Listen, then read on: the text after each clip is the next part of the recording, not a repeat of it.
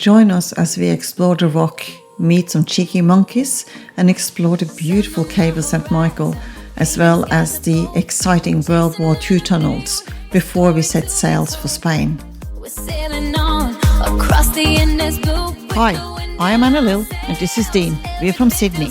We are sailing our Bali 4.6 and sharing our journey with you right here. We got some exciting news today. Our first crew member of the season has just arrived from Norway. And of course, that means the first job on the list is provisioning. So we walk out through the marina and head up to the supermarket to stock up the boat. And let's just say we may have gotten a little carried away. Trolley full of food, snacks, drinks, basically supplies for days. The only problem? We bought so much there's absolutely no way we are carrying it all back to the boat, so taxi it is. Crew on board, boat stocked, Queen Lizzy is ready to sail soon.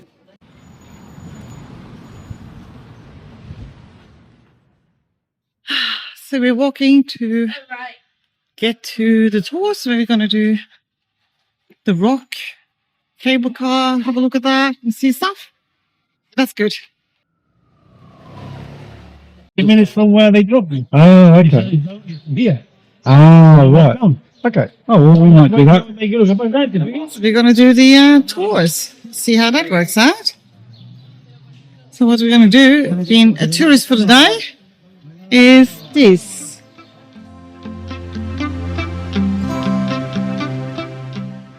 There he is. We run into a problem. Yesterday they said cash and card and today cash only. Typical. We are waiting for the sightseeing bus to arrive so we can get up the rock, see the monkeys, see the cave and do the glass walk. And I'm just sitting here waiting and it's warm. It's supposed to be 24 degrees today, it's closer to 30. So we'll see. After much ado about whether we should pay with cash or card, we finally got into the van. First stop on our journey up the rock is the Pillar of Hercules. And the other one is in North Africa, and these pillars marked the edge of the known world back then, and beyond them was just a vast, mysterious Atlantic Ocean.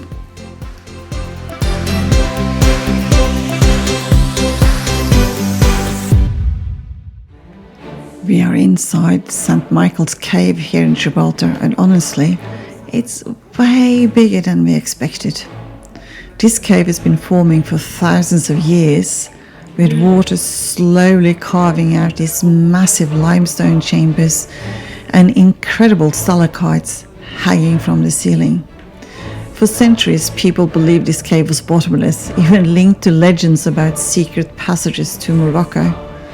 Today it's actually used as a concert venue, which is wild.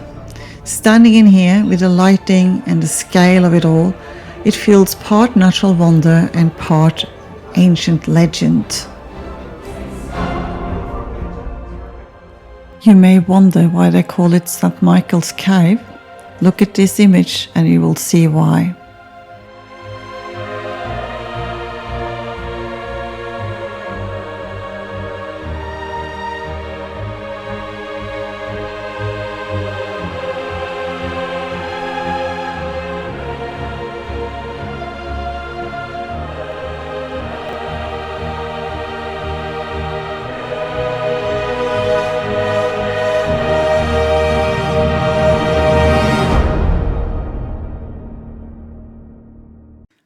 Okay, let's talk about the real bosses of Gibraltar, the monkeys.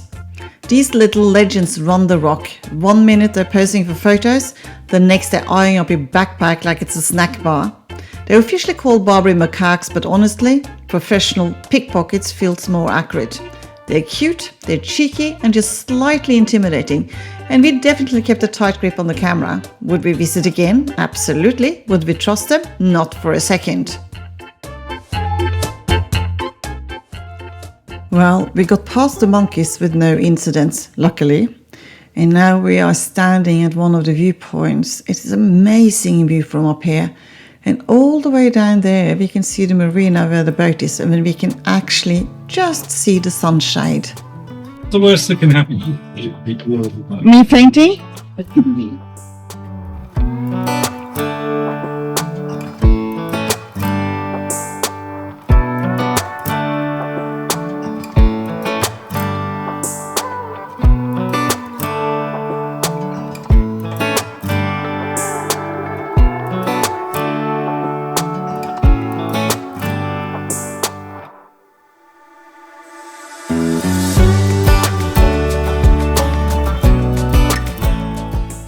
And here we are on the skywalk. On the Rock of Gibraltar. Don't look down.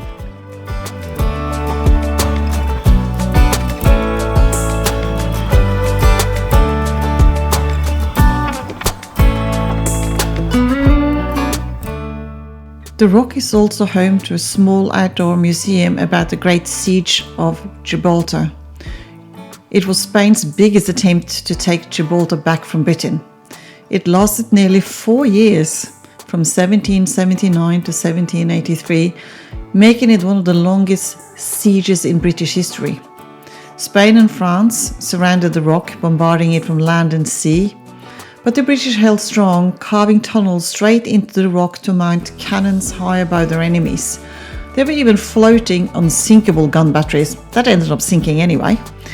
Despite everything thrown at it, Gibraltar never fell, and it's still British today. Those tunnels were the origin for the new tunnels dug out during World War II.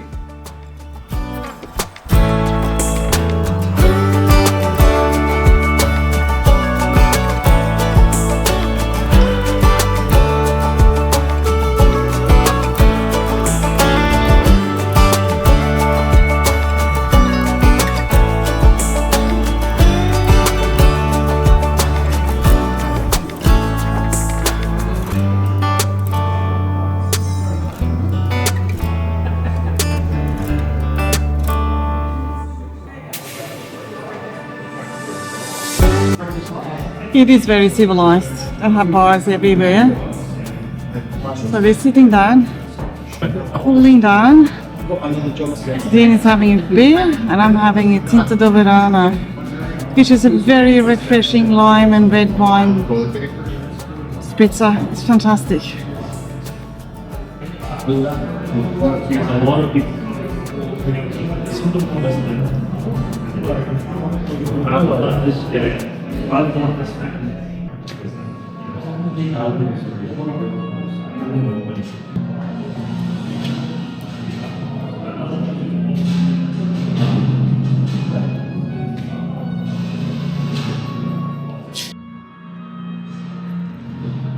So we're next to Dean is some of the tools they used to carve out tunnels.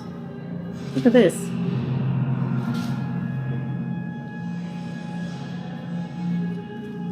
And here's a map of the tunnels. Just amazing.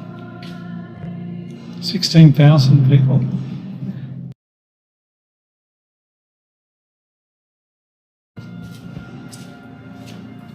So we are now deeper and deeper into the tunnels, walking towards the espionage room. So that would be interesting to see what that is. But look at this. So 7 miles were dug out before 1939 and the rest was dug out during World War II.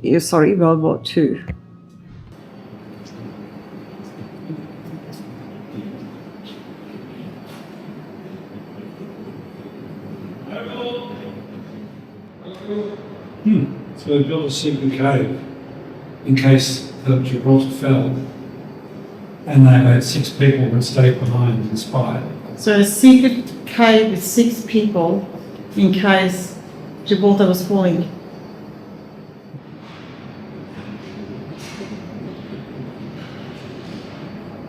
Ah, this is interesting. Underwater attacks on Allied shipping was successfully avoided thanks to the intelligence gathered by the Queen of Hearts, the wife of the harbour master in the Bay of Gibraltar.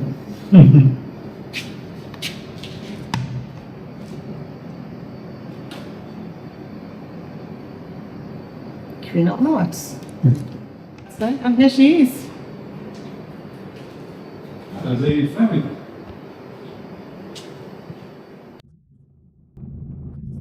So what we're going to do is we're going to spring off the stern.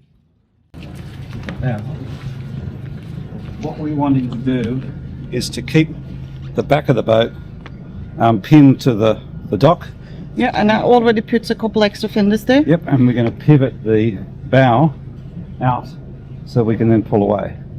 So the first line we can get rid of is this spring. Yeah, the midship spring. Yeah. Midship spring. In fact, it's almost doing nothing now, but anyway. Yeah. Then we're going to do the bow line. Yes. And then we're going to do the stern line. And then we keep the midship spring.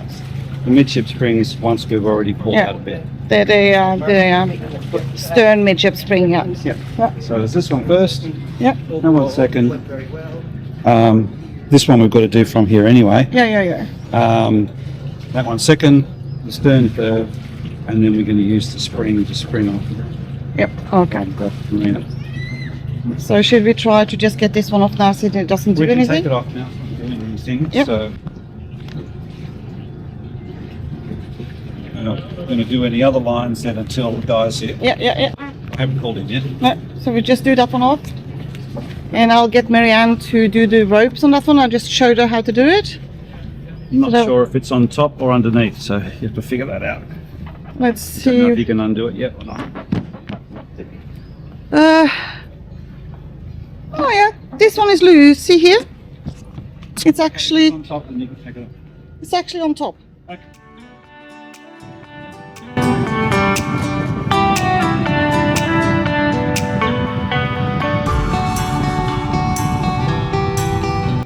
Before we leave Gibraltar, we need to have some fuel. So we're going to the fuel dock, passing the landing strip for the airport on the way. Unfortunately, we were a little bit too busy to film at the fuel dock itself.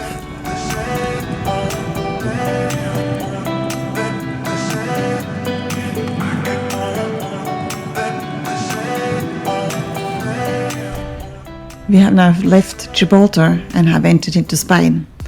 Fuengirola will be our anchorage for the night.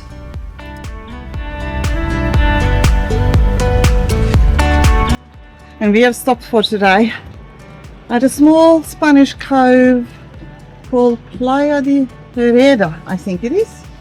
Look at this, it's gorgeous.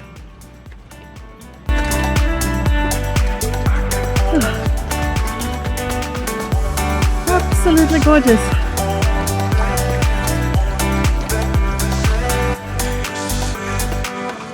Go through. The water is gorgeous. We jump in and I'll come back in afterwards. What do you reckon? And there's so many fishes in the water. There's so many of them. Come on, splash in. Can I do it?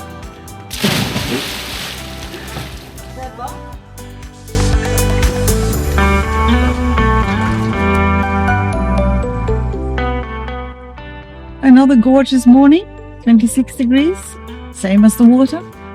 And we're now leaving La Herradura, which is behind us here. And then on the other side of that little city of time, with this gorgeous little area as well. All these little coves that you see in the map. This is not too far from Malaga. Finally arrived at El Miramar. It's only almost 28 degrees in the water. And yes, we are by a beach, but it's a very quiet beach compared to lots of the stuff we've seen. And it's very nice here. And we're so looking forward, all of us, to go and jump in and have a nice swim. But look at this, it's not crowded at all. But you sometimes see down in the mid. Like, this is not crowded at all, it's just quiet and gorgeous. We are on our way to San Jose, cruising along one of the most interesting stretches of coastline in this part of Spain. Just ahead is La Vela Blanca, a really striking white volcanic rock formation. It's made of ignimbrite, which is why it stands out so much against the darker volcanic cliffs around it. It's a well-known landmark for sailors and boat tours along the coast. And right on top of the cliff you can spot an old watchtower. Locals simply call it a tower, quietly keeping watch over the coastline just like it has for centuries.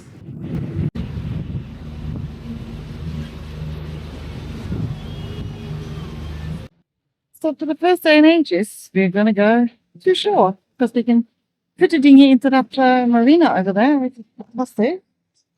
Dean is out here doing the dinghy. Do you want me to hoist it up? And he's still connected in the back there. So.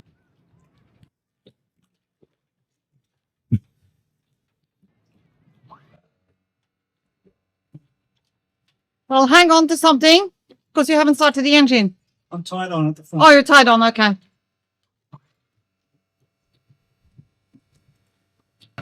Is that enough? Yeah, I'm going to help if I've got the keys. Hang on, I'll get you the keys. I'm always forgetting that. San Jose. Very cute little village. Believe me, it is warm. Oh, yeah.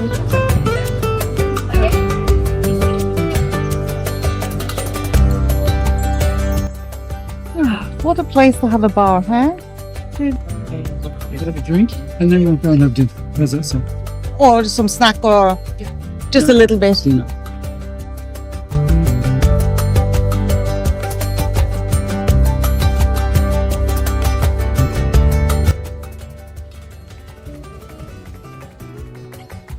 Enjoying the quiet. We're sailing for the first time in a long time. No engine. Got the main sail up and our code 0. We're doing about 6 knots on average and about 14 knots of through wind. And it's very, very relaxing. Aren't it, my dear? It is. Very relaxing. And very fuel efficient. Yes, it is.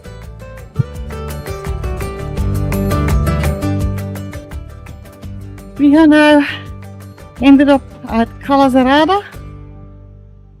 Very little beach, very sheltered, not many people. And, believe it or not, 29.4 degrees in the water. It's unbelievable. I'll take you around to the other side. We are getting ready to jump out and have a swim. See? Because the water is looking, can't say it's easy yet, but it looks amazing.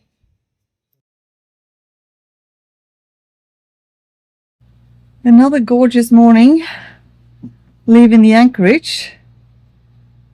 Can't remember the name of it right now, but look it up on the charts, please, my darling. Calle Pisando de las Torres. Ensenada de la Torre. Yeah, that one. Okay. But it's gorgeous. And look at this. And we are now on our last leg to Cartagena, which we're gonna drop off one crew and take on 3 others. See you soon.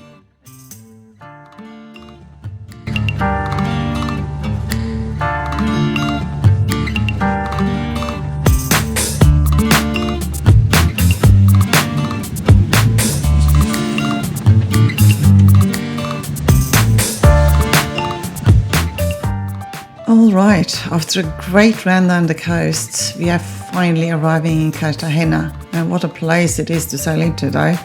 The harbour here is huge and naturally protected, which is exactly why sailors have used it for thousands of years. As we come in, you can see the naval base on our left-hand side. There's cruise ships and a whole city is wrapped around the bay. We are tied up in the marina right in the middle of it all, with the old city just steps away. And the history here is incredible. Carthaginians, Romans and centuries of naval power all passed through this harbour. There's even a massive Roman theatre of Cartagena hidden right in the city, which we will revisit later. Not a bad place for Queen Lizzy to drop the lines, is it? Join us next time when we explore Cartagena, have a disaster along the coast and have to go to Denia before we go to Ibiza and have yet another little disaster. Thank you so much for watching. We really appreciate your support.